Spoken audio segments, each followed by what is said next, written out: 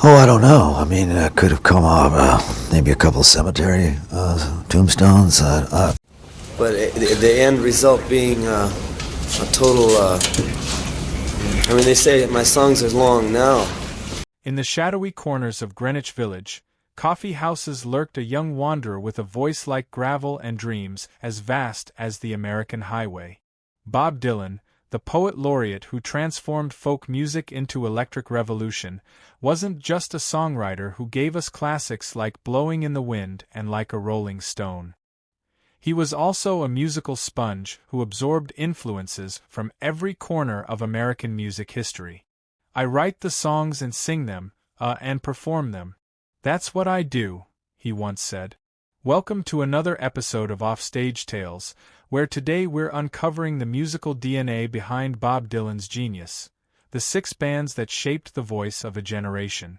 The Minnesota-born troubadour who won the Nobel Prize for Literature was famous for his mysterious interviews and cryptic answers, discussing philosophy, organic farming, and things like, "What did you know about organic farming?"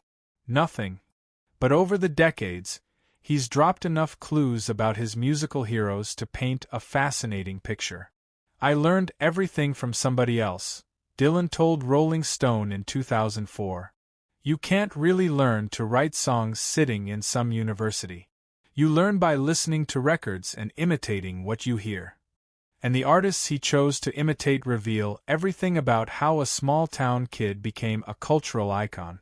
From mountain bluegrass to British invasion rock, Dylan's influences spanned genres and generations. Some shaped his early folk years, while others pushed him into electric experimentation, but all of them left fingerprints on the songs that changed music forever. 6. The Stanley Brothers. Coming in at number 6 on our countdown is a name that might surprise you: the Stanley Brothers. Yes, the bluegrass legends from Virginia reportedly captured young Dylan's imagination long before he ever picked up an electric guitar. They just reached a lot of people, with their exuberance and, their attitude. Dylan discovered Carter and Ralph Stanley's music in the late 1950s while diving deep into American folk traditions. According to music historian Greil Marcus, Dylan once said Carter Stanley's voice was like hearing an ancient bell that had been ringing in the mountains for 1,000 years. What drew Dylan to the Stanley Brothers wasn't just their harmonies, but their connection to something deeper: authentic American storytelling that came straight from the hollers and coal mines. While other teenagers were listening to pop radio, Dylan was studying the Stanley Brothers' raw emotion and mountain soul. The Stanley Brothers were carrying the real thing, Dylan told an interviewer in 1997. They weren't performing music, they were living it. This authenticity became a cornerstone of Dylan's own approach to songwriting. You can hear the Stanley Brothers' influence throughout Dylan's early work, especially in songs like Man of Constant Sorrow from his debut album. Their high, lonesome sound taught Dylan that music could be both ancient and immediate, traditional yet revolutionary. The Stanley Brothers showed Dylan that the deepest American music came from the margins, not the mainstream. Carter Stanley's haunting lead vocals and Ralph's driving banjo created a template for emotional honesty that Dylan would carry into folk rock and beyond. For a young songwriter learning his craft, they represented everything music could be: timeless, truthful, and transformative. 5. Hank Williams. At number 5, we have the hillbilly Shakespeare himself, Hank Williams. This influence runs so deep that Dylan has called Williams the master of the universe and credits him with teaching the fundamentals of American songwriting. I need a major change. Dylan discovered Hank Williams during his teenage years in Hibbing, Minnesota, listening to late-night radio broadcasts from the Grand Ole Opry. According to Dylan's memoir chronicles, hearing "I'm so lonesome I could cry" was like getting struck by lightning. Suddenly, he understood what songs could do. What captivated Dylan wasn't just Williams' voice, but his ability to turn personal pain into universal truth. While other country singers were playing it safe, Williams was bleeding on vinyl, turning heartbreak into 3-minute masterpieces that cut straight to the bone. Hank Williams was the first person to make me realize that songs could be literature, Dylan told Rolling Stone in 1969. He wasn't just singing, he was confessing. You can hear Williams' influence throughout Dylan's catalog, from the narrative storytelling in Tangled Up in Blue to the raw emotion of Blood on the tracks. Williams taught Dylan that the best songs come from the darkest places, that authenticity requires vulnerability. Williams showed Dylan that country music wasn't just about fiddles and steel guitars, it was about truth-telling. Hank's tortured genius proved that real songwriters don't just entertain, they excavate the human condition and serve it up with a melody that haunts you forever. 4. The Everly Brothers. At number 4 we have the Everly Brothers, the harmony duo from Kentucky who bridged country and rock in ways that blew Dylan's mind. The good times we had before you went away. Don and Phil Everly weren't just singers. They were architects of a sound that would influence everyone from the Beatles to Simon and Garfunkel. Dylan discovered the Everly Brothers in the late 1950s when their hit Bye Bye Love dominated the airwaves. According to music journalist Robert Shelton, Dylan was mesmerized by their seamless blend of country storytelling and rock and roll energy. He was the epitome of country music, the living ultimate end. What fascinated Dylan about the Everlys was their brotherly chemistry. Two voices that became one without losing their individual character. Their harmonies were so tight they seemed telepathic, creating a sound that was both intimate and expansive. The Everly Brothers had that brotherly sound that nobody else could touch, Dylan told Rolling Stone in 1978. When they sang together, it was like hearing one person with two souls. You can trace the Everly Brothers' influence through Dylan's electric period, especially in songs like I Want You and Just Like a Woman. Their ability to make complex emotions sound effortless taught Dylan that sophistication doesn't require pretension. The Everlys also showed Dylan how to modernize traditional sounds without losing their essence. They took Appalachian harmonies and dressed them up for the rock and roll generation, creating a blueprint that Dylan would follow throughout his career. For Dylan, the Everly Brothers proved that innovation comes from synthesis, taking the old and making it new, honoring tradition while pushing boundaries forward. 3. Buddy Holly. At number 3, we have Buddy Holly, the bespectacled genius from Texas, who showed Dylan that rock and roll could be both rebellious and intellectual. Holly wasn't just a performer. He was a songwriter, producer, and innovator who did everything himself.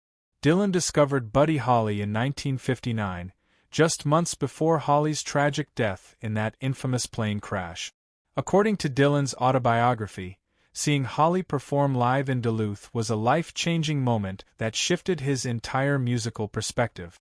What captivated Dylan about Holly was his independence. Here was a guy who wrote his own songs, played his own instruments, and controlled his own sound. While other rock stars relied on teams of writers and producers, Holly was a one-man creative force. Buddy Holly was the first one to show me the way, Dylan told the Los Angeles Times in 1997. He made it look possible for someone like me to actually do this.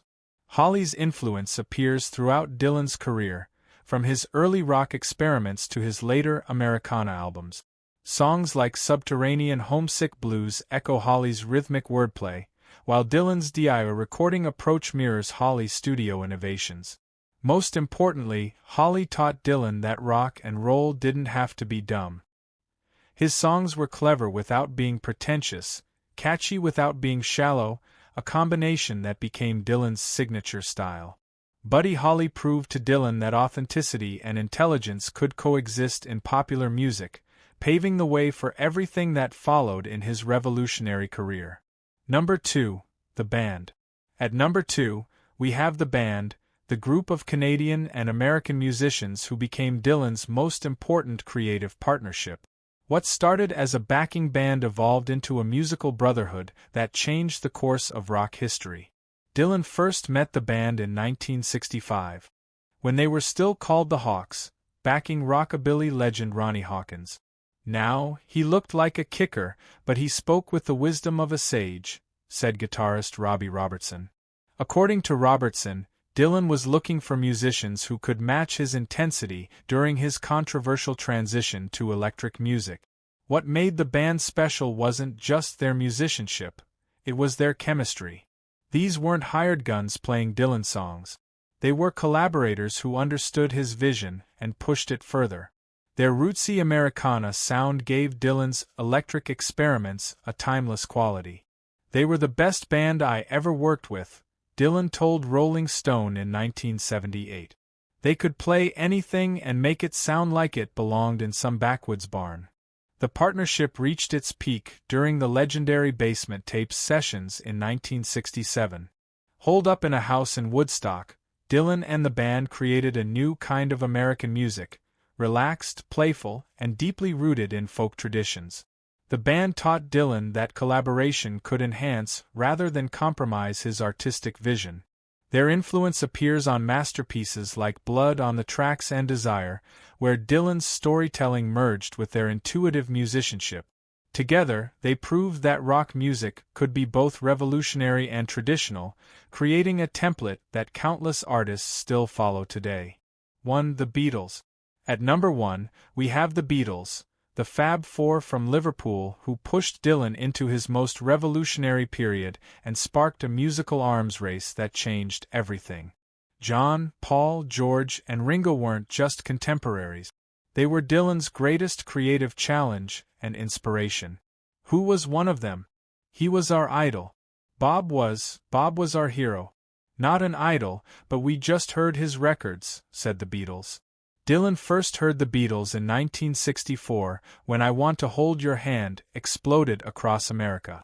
According to journalist Al Aronowitz, Dylan was initially dismissive, calling them bubblegum music, but something about their energy and innovation kept drawing him back. What changed Dylan's mind was realizing the Beatles were evolving at lightning speed. Each album showed new sophistication, new experiments, and new boundaries being broken. They were doing what Dylan thought only he could do, constantly reinventing themselves. They were doing things nobody was doing, Dylan told Rolling Stone in 2007. They weren't just following the rules, they were writing new ones every time they stepped into the studio. The mutual influence became legendary. Dylan introduced the Beatles to deeper lyrical possibilities, while they showed him the power of studio experimentation and electric arrangements. Rubber Soul pushed Dylan toward Blonde on Blonde, while Like a Rolling Stone inspired the Beatles to write Norwegian Wood. Their famous meetings in 1964 and 1965 created a creative feedback loop that revolutionized popular music. The Beatles taught Dylan that being popular didn't mean selling out. It meant reaching more people with your vision and changing the world one song at a time. So, there you have it. The 6 bands that shaped Bob Dylan's legendary sound. Which influence surprised you most? Share your thoughts in the comments. Hit that like button and subscribe for more music history deep dive.